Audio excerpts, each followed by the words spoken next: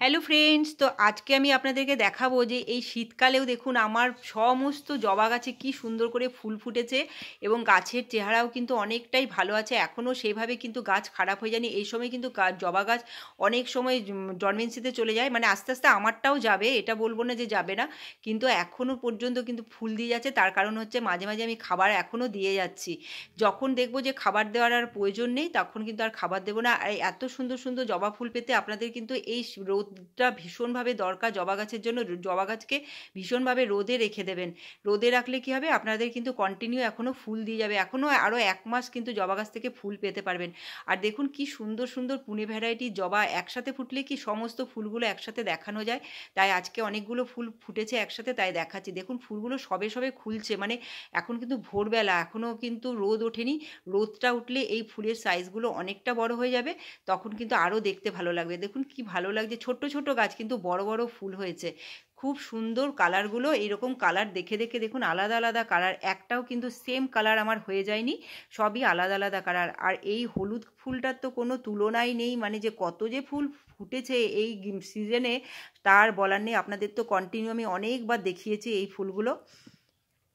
আর তার সাথে সাথে গাছে কিন্তু কুঁড়িও এখনও এসে যাচ্ছে। তো গাছ যে আমি প্রুনিং করব সেটা কিন্তু করতে পারছি না। দেখুন গাছের পাতার সাইজগুলোও এখনও কিন্তু খুব একটা ছোট হয়ে যায়নি। যখনই দেখবো একদম ছোট হয়ে গেছে তখন আমি কি করব, প্রুনিং করে দেবো, একদম ছোট ছোট করে প্রুনিং। আর প্রুনিং করাটা অবশ্য করে আপনাদেরকে দেখাবো, আপনারা চিন্তা করবেন না যে কতটা পরিমাণে প্রুনিং করতে হবে। আপনারা অনেকে কমেন্টে লিখছেন যে জবা গাছকে এই সময় প্রুনিং করা যাবে, তো আমি করছি, 2-1টা গাছে কিন্তু করে ফেলেছি, কারণ ওই গাছগুলো যেগুলো অনেক পরিমাণে ফুল দিয়েছে তো তখন দেখছি গাছের পাতার সংখ্যা কমে গেছে, তখন কি করেছি, প্রুনিং করে দিয়েছিলাম।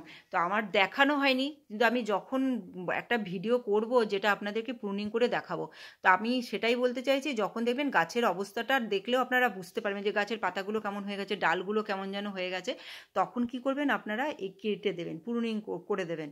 তো আমার গাছের পাতাগুলো এখনও খুব ভালো আছে, তাই জন্য আমি এখনও করছি না, তো কিছুদিন পরেই করব। তো আর খাবার বলতে আমি তো খাবার তো পাল্টে পাল্টে এখন কিন্তু পুরোপুরি অর্গ্যানিক খাবার তো সবসময় দিয়ে যাই, এখনও দিয়ে যাচ্ছি। ওই যখনই দেখছি অনেকটা করে চা পাতা হয়ে গেল তখন দিয়ে যাই, বা কখনও দেখছি পেঁয়াজের খোসাটাও অনেকটা জমে গেছে তখন জলে ভিজিয়ে দিয়ে দিই। এই সমস্ত খাবারগুলো দিয়ে যাচ্ছি বলে কিন্তু গাছ কিন্তু ফুল দিয়েই চলেছে।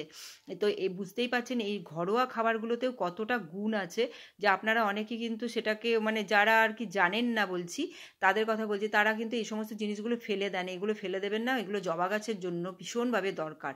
যেগুলো পার্মানেন্ট গাছ সেইগুলোর জন্য খুব এই সারগুলো ভালো হয়।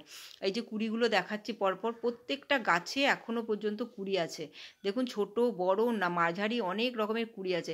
আবার অনেকে বলছেন যে পিঁপড়ে হয়ে গেছে। পিঁপড়ে হলে আমি আপনাদেরকে একটা খুব সহজ সমাধান বলে দিচ্ছি, সেটা হচ্ছে লক্ষ্মণ রেখাটাকে একটু গুঁড়ো করে আপনারা দিয়ে দেবেন। সেটা পাতার মধ্যে যদি পিঁপড়ে থাকে, ডালে থাকে, ওই ওপর থেকে একটুখানি ছিটিয়ে দেবেন, দেখবেন পিঁপড়েগুলো সব চলে যাবে। আমরা কিন্তু দিয়ে দিই, এতে পিঁপড়ে কিন্তু চলে যায়।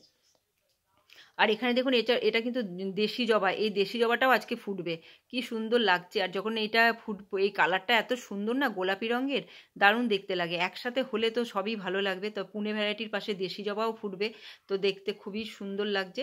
আর আমি তো রোদ খাবার সব কিছুই বলে দিলাম।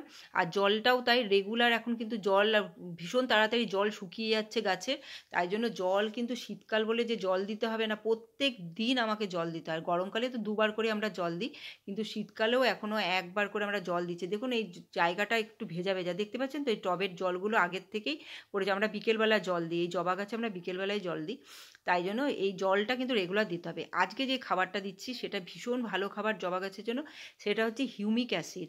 হিউমিক অ্যাসিড আপনাদের বাড়িতে যদি না থাকে তখন আপনারা গোবরের ভেজানো জলও দিতে পারেন। তা আমি এখানে দেখুন দিচ্ছি, হিউমিক অ্যাসিডটা কিনেছি, কিনে এটা পুরোপুরি সম্পূর্ণ অর্গ্যানিক।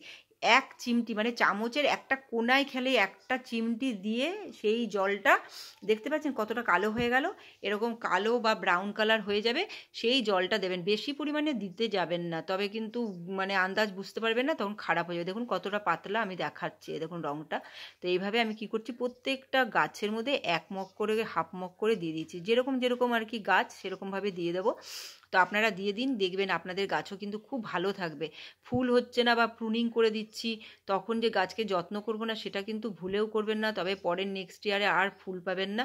জবা গাছকে রেগুলার সবসময়, কারণ যেহেতু পার্মানেন্ট গাছ, সবসময় যত্নে রাখতে হবে।